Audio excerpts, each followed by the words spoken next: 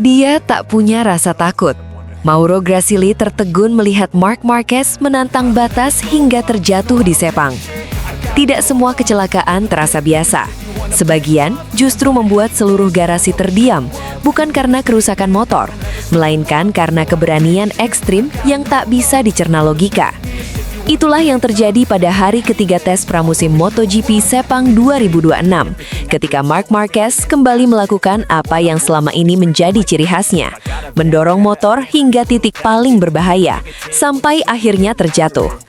Bagi sebagian orang, itu hanya crash di sesi tes. Namun bagi Mauro Gracili, Sporting Director Ducati Corse, momen tersebut menghadirkan satu reaksi spontan yang jujur dan manusiawi. Heran, tak terbayang, dan sulit dipahami. Crash yang membuat Ducati menahan napas.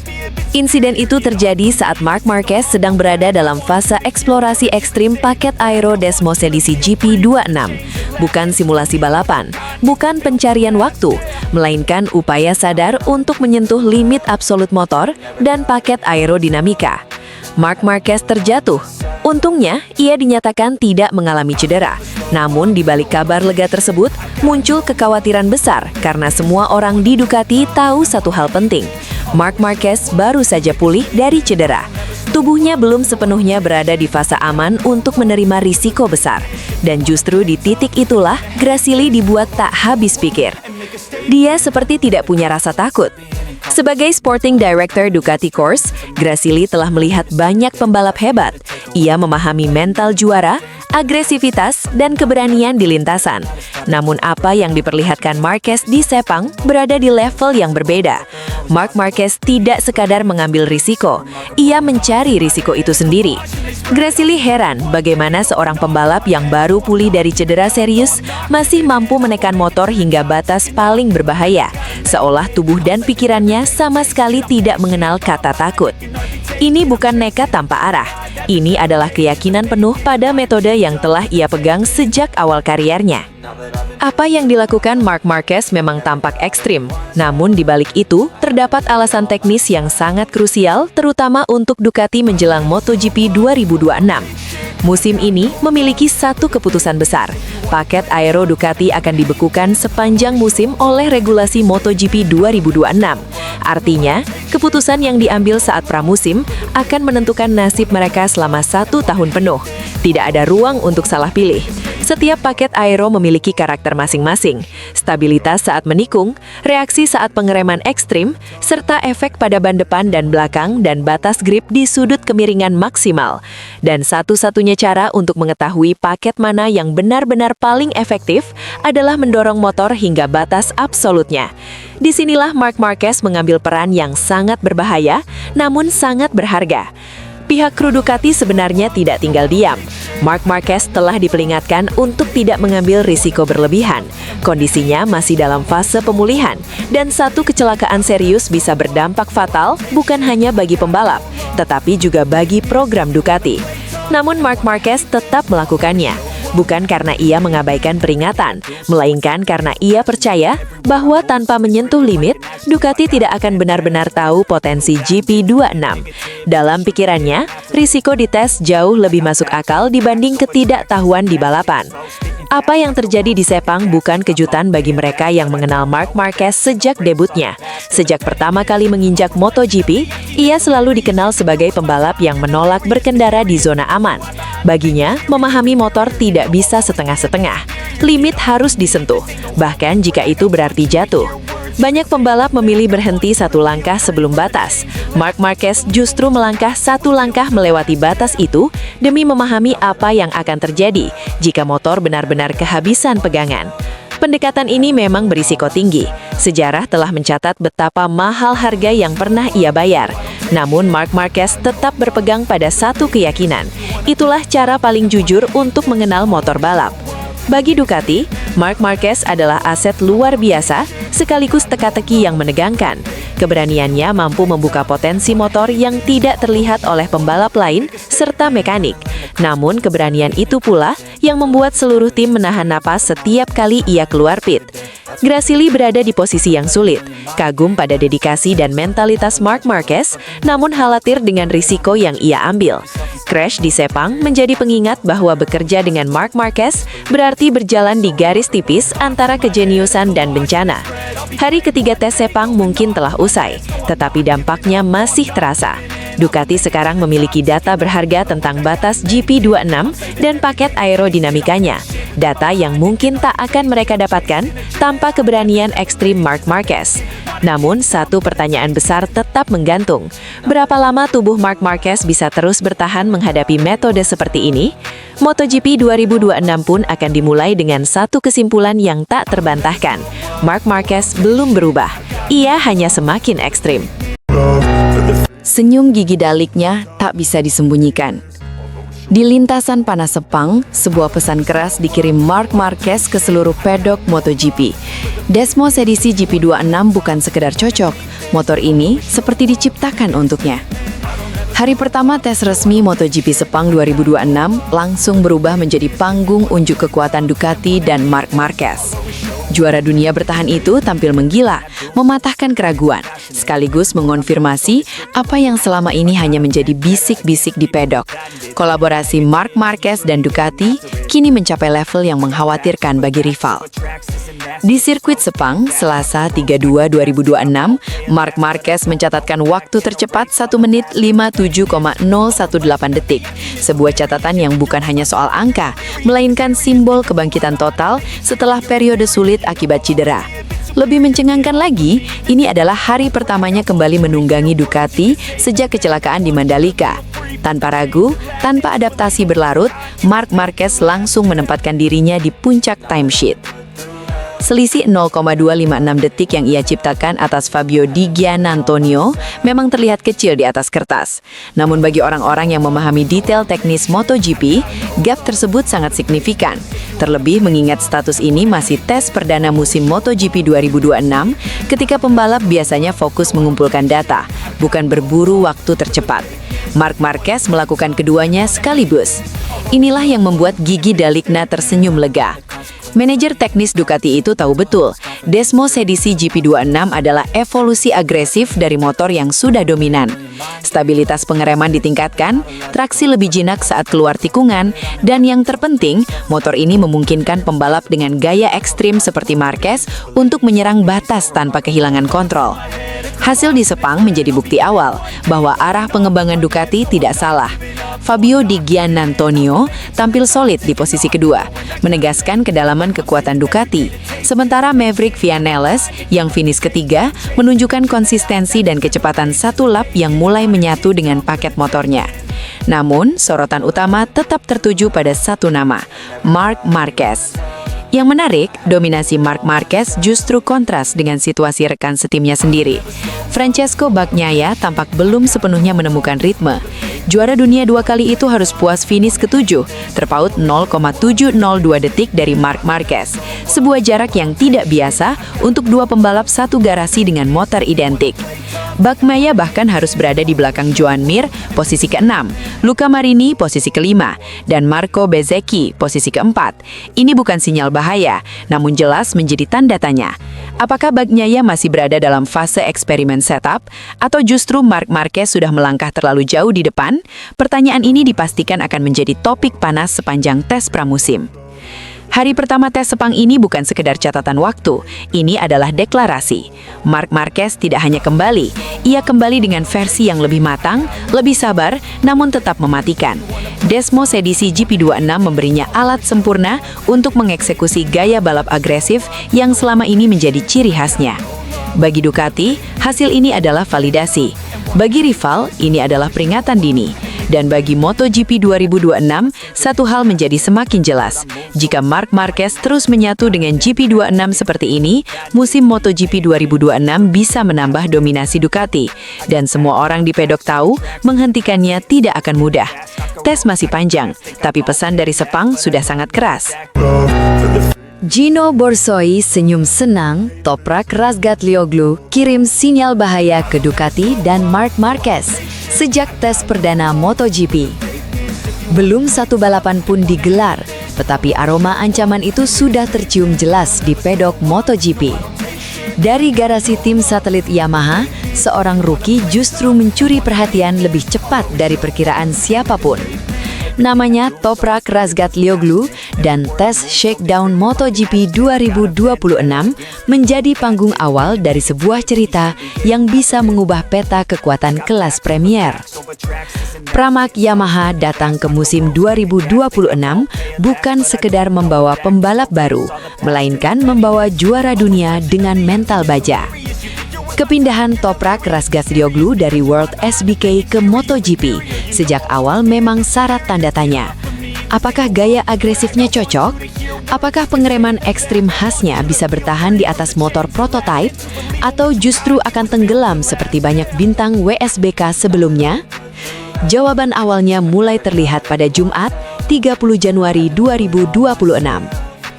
Dalam tes Shakedown MotoGP, Toprak Razgatlioglu langsung mencatatkan kesan yang sulit diabaikan. Pada hari pertama, pembalap asal Turki itu menutup sesi di posisi ke-7, hanya terpaut sekitar 0,8 detik dari Jack Miller rekan setimnya sendiri yang menjadi yang tercepat. Catatan waktu itu bukan sekedar angka, melainkan sinyal bahwa adaptasi Toprak berjalan jauh lebih cepat dari ekspektasi. Manajer tim Prima Pramac Yamaha, Gino Borsoi, tak menyembunyikan rasa puasnya.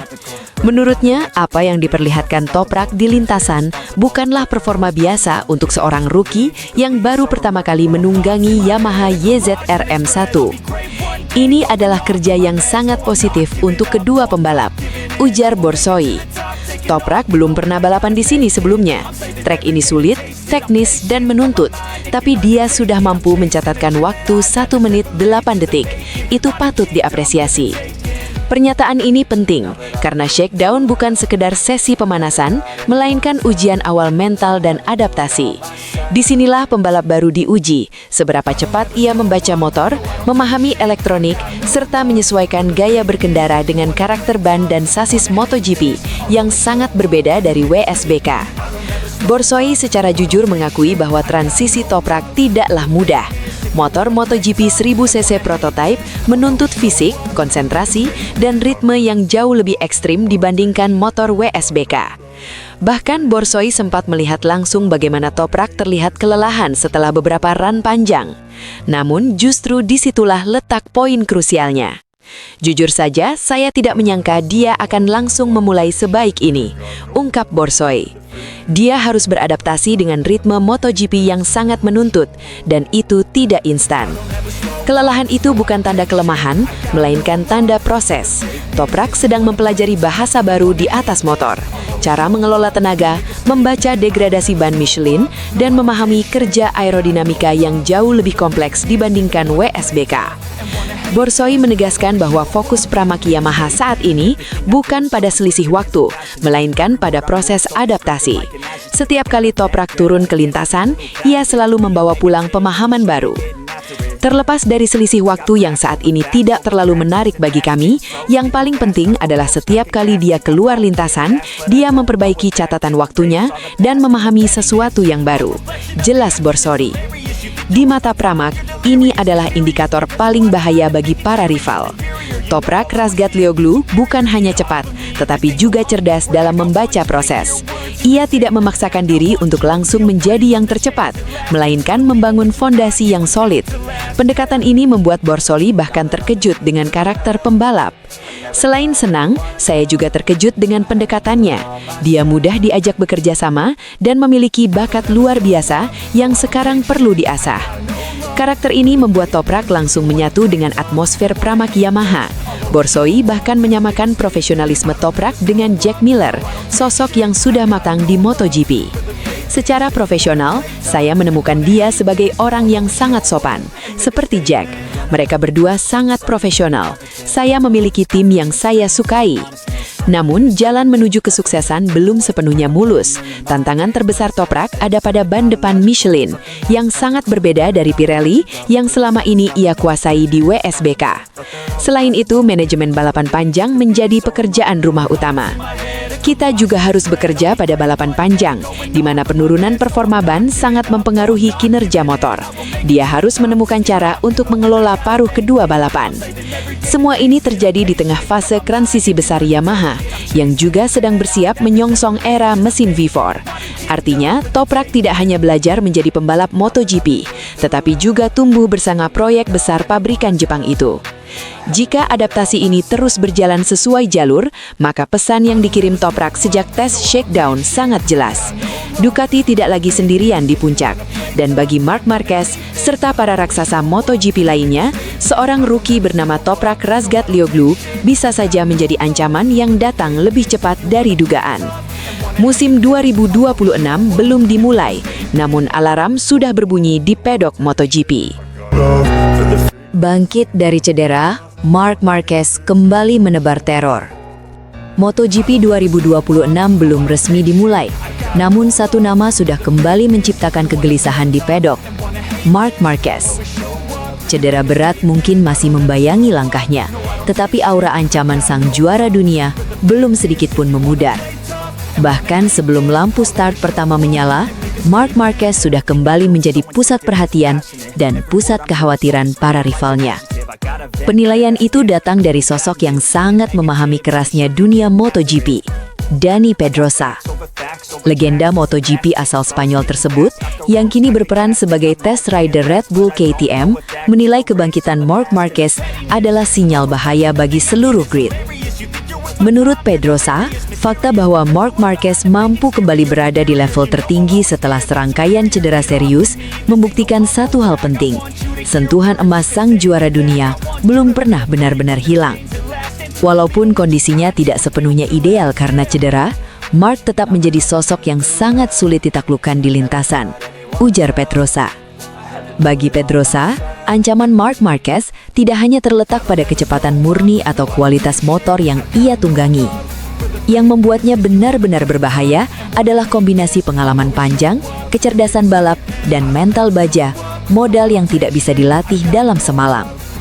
Marc Marquez telah berkali-kali berada di titik terendah, cedera parah, masa pemulihan panjang, keraguan publik, hingga tekanan ekspektasi. Namun setiap kali bangkit, ia selalu kembali sebagai versi pembalap yang lebih matang dan lebih mematikan. Itulah yang menurut Pedrosa membuat Marc Marquez tetap menjadi momok meski fisiknya belum sepenuhnya sempurna.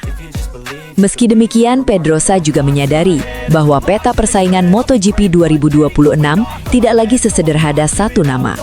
Ia menilai musim ini akan menghadirkan pertarungan ketat dengan banyak kandidat juara yang memiliki kapasitas untuk bersaing di level teratas. Nama-nama seperti Marco Bezzecchi, Alex Marquez, Pedro Acosta hingga Francesco Bagnaia masuk dalam daftar pembalap yang dinilai siap meramaikan perebutan gelar juara dunia. Generasi baru datang dengan kecepatan, keberanian, dan ambisi besar untuk merebut tahta. Namun di tengah ramainya kandidat, Pedrosa tetap menegaskan satu titik fokus utama. Banyak pembalap yang punya peluang, seperti Bezzecchi, Alex Marquez, Pedro Acosta, maupun Bagnaia, ucapnya. Namun bagi saya, Marc tetap akan menjadi titik fokus utama dalam perebutan gelar. Pernyataan tersebut bukan sekedar opini, melainkan peringatan. Selama Marc Marquez masih berada di lintasan, selama ia masih mampu mengendarai motor dan membaca balapan dengan naluri juara, maka ancamannya akan selalu nyata, cedera atau tidak. MotoGP 2026 pun kini menyimpan ketegangan tersendiri. Di satu sisi, para penantang muda siap menulis sejarah baru. Di sisi lain, Marc Marquez berdiri sebagai simbol ketahanan, pengalaman, dan determinasi yang telah teruji oleh rasa sakit. Dan seperti yang disiratkan Dani Pedrosa, satu kesalahan besar yang bisa dilakukan para rival adalah menganggap Marc Marquez telah melewati masa keemasannya. Karena justru dari keterbatasan itulah, Marc Marquez seringkali kembali menebar teror. Pedro Acosta berambisi mengalahkan Marc Marquez dengan motor yang sama. Bayangkan satu skenario yang selama ini nyaris tak tersentuh di MotoGP. Seorang pembalap muda dengan motor yang sama persis, berdiri sejajar, bahkan mengalahkan Marc Marquez.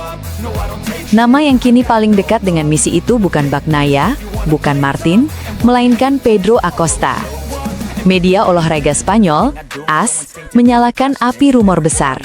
KTM dikabarkan sudah siap jika harus kehilangan Acosta musim depan. Namun pertanyaan yang lebih menggugah justru bukan kemana Acosta pergi, melainkan mengapa ia ingin pergi. Pergerakan pembalap MotoGP musim ini memang panas, bahkan cenderung eksplosif. Nama-nama besar seperti Marc Marquez, Francesco Bagnaia, Jorge Martin, Fabio Quartararo, hingga Pedro Acosta